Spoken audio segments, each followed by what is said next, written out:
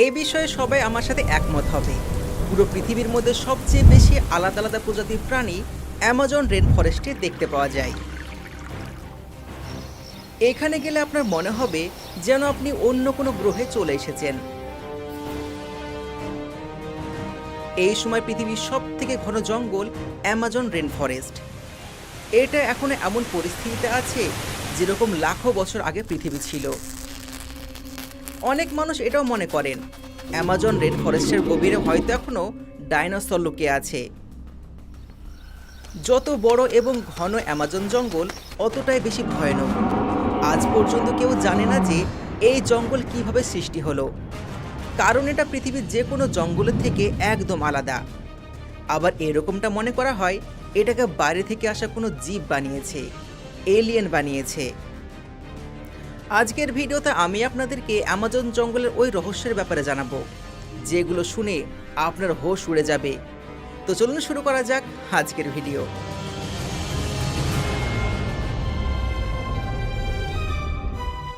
Amazon rainforest south আমেরিকার একটি অংশ। এটা পুরো পৃথিবীর 6.7 মিলিয়ন স্কোয়ার কিলোমিটার জুড়ে আছে। আর এই ভয়ানক জঙ্গলের সীমানা ব্রাজিল, কলম্বিয়া এবং পেরু হয়ে সাউথ আমেরিকাতে শেষ হয়েছে। এই জঙ্গল এতটাই বড় এবং বিশাল যে যদি অ্যামাজন জঙ্গল একটা দেশ হতো তাহলে এরিয়া হিসাবে এটা পৃথিবীর 8ম সবচেয়ে বৃহত্তম দেশ হতো। আপনি এর সাইজের আন্দাজ এটা দেখে বুঝতে পারবেন এখানে ভারতের মতন 2টি এবং পাকিস্তানের মতন 7টি দেশ এঁটে যাবে। এই জঙ্গল এতটাই ঘন যে এর অনেক এলাকাতে আজ পর্যন্ত সূর্যের আলো পৌঁছতেই পারেনি। সূর্য তো দূরের কথা, এখানে যখন বৃষ্টিপাত হয় সে বৃষ্টির পানি নিচে নামতে 10 মিনিটের বেশি সময় লেগে যায়। আর পুরো বছরে এরকম একটা সপ্তাহ কাটে না যে এখানে বৃষ্টিপাত হয় না। আর এই কারণে এটাকে অ্যামাজন রেন ফরেস্ট বলা হয়। আমাদের পৃথিবীতে বেঁচে থাকার জন্য অক্সিজেনের দরকার পড়ে।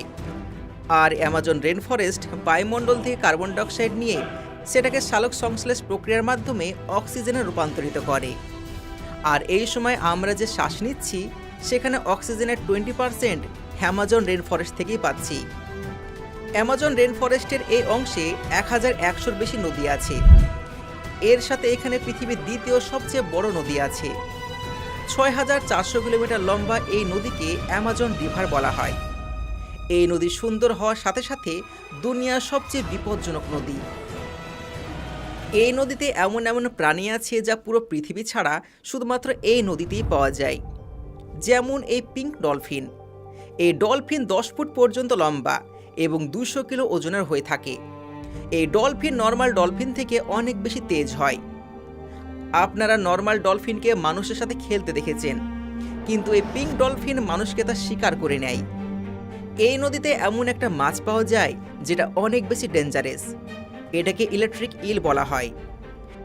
এই মাছ হামলা করার জন্য ইলেকট্রিক শক দেয়। আর এই ইলেকট্রিক শক 800 ভোল্ট পর্যন্ত মেজার করা হয়েছে, যেটা যে কোনো বড় বড় মানুষকে মেরে ফেলার জন্য যথেষ্ট। এই ইলেকট্রিক ইল বড় বড় প্রাণীকেও মুহূর্তের মধ্যে শিকার বানাতে পারে। এর সাথে অ্যামাজন নদী পিরানহা মাছের জন্য বিখ্যাত, যারা মানুষের হাড় পর্যন্ত চিবিয়ে খেয়ে নেয়। এই অ্যামাজন জঙ্গলে এমন একটা ভয়ানক নদী আছে, ওখানে যদি কোনো মানুষ কিংবা কোনো প্রাণী পড়ে যায় তাহলে সে মুহূর্তের মধ্যে গলে যাবে।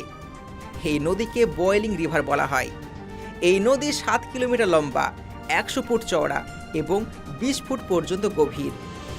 এই নদীর পানির অ্যাভারেজ টেম্পারেচার 100 ডিগ্রি সেলসিয়াস।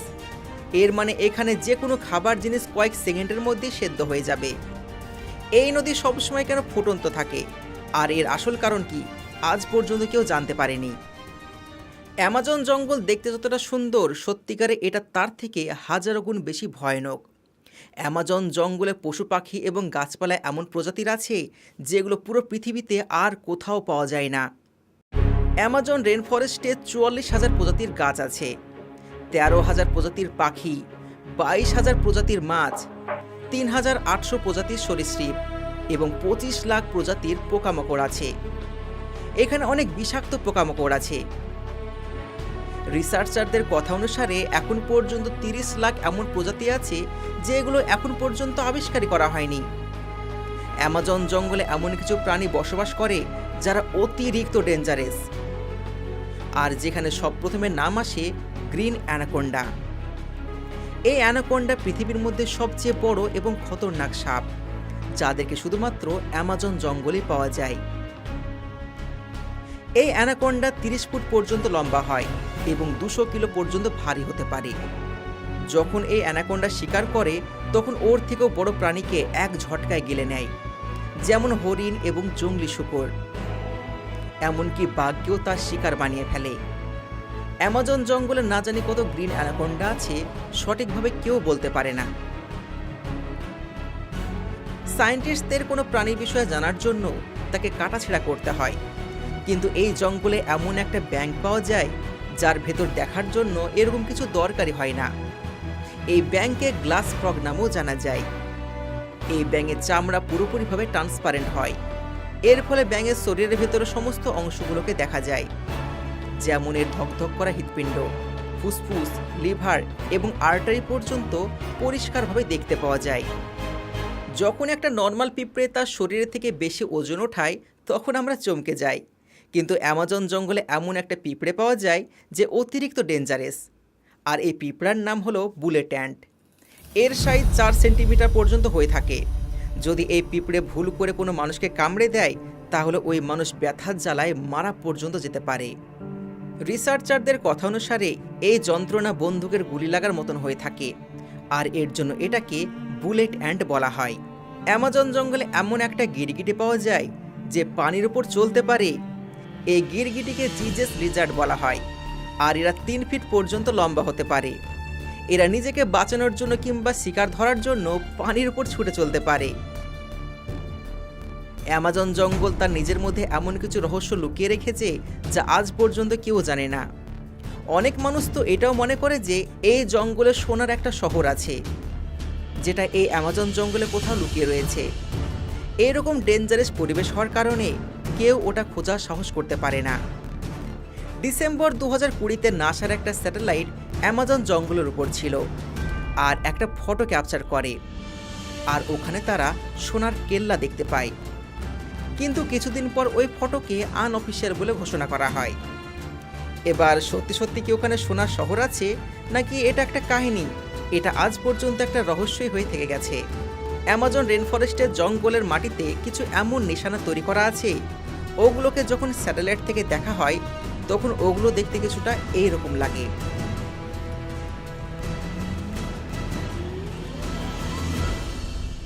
এগুলোকে জিওগ্লিফস বলা হয়। এগুলোর আকার এতটাই বড় হয় যে যখন এর মধ্যে কোনো মানুষ দাঁড়িয়ে থাকে তো সে বুঝতেই পারে না যে সে একটা খাস নিশানার উপর দাঁড়িয়ে আছে। পেরুতে এরকম কিছু দেখতে পাওয়া যায়, আর ওটাকে নাজগা লাইন বলা হয়। অ্যামাজন জঙ্গলে 400-এর বেশি এরকম জিওগ্লিফস আছে। এর মধ্যে কিছু তো 2 কিলোমিটার পর্যন্ত লম্বা। এগুলোকে কবে, কে এবং কিভাবে বানালো এটা আজ পর্যন্ত রহস্য হয়ে আছে। পশু, পাখি এবং গাছপালা ছাড়াও এই জঙ্গলে 400-এরও বেশি বস্তি আছে, যেখানে টোটাল 30 মিলিয়ন মানুষ বসবাস করে। এরা বিগত কয়েকশো বছর ধরে এখানেই বাসা বাঁধছে। এখানকার কিছু উপজাতি এরকমও আছে যারা আজ পর্যন্ত বাইরেকার কথা জানে না। যদি বাইরে থেকে কোনো মানুষ এদেরকে দেখতে আসে তাহলে এরা এমনভাবে রিয়্যাক্ট করে যেন এলিয়েন চলে এসেছে। অ্যামাজন রেনফরেস্টের মাটি পৃথিবীর মধ্যে সবচেয়ে উর্বর মাটি মনে করা হয়। হাজারো বছর আগে পৃথিবীতে যে উল্কাপিণ্ড পড়েছিল ওর থেকে যে রেডিয়েশন বের হয়েছিল এটা এই অ্যামাজন জঙ্গলকে উর্বর করতে সাহায্য করেছে। যদি আমরা বাইরে থেকে দেখি তাহলে ক্লিয়ারভাবে বুঝতে পারবো অ্যামাজন রেনফরেস্টের গাছপালা এবং বাইরের গাছপালা সম্পূর্ণ আলাদা। অ্যামাজন রেনফরেস্টের মধ্যে এমন কিছু খাস বন জঙ্গল এবং গাছ আছে যেগুলো পুরো পৃথিবীতে আর কোথাও দেখতে পাওয়া যায় না। এর সাথে অ্যামাজন রেনফরেস্টের সবচেয়ে গভীরতম জায়গায় কী আছে ওটা আজ পর্যন্ত কোনো মানুষ জানে না, কারণ ওটাকে আজ পর্যন্ত কেউ ভালো করে দেখতেই পায়নি।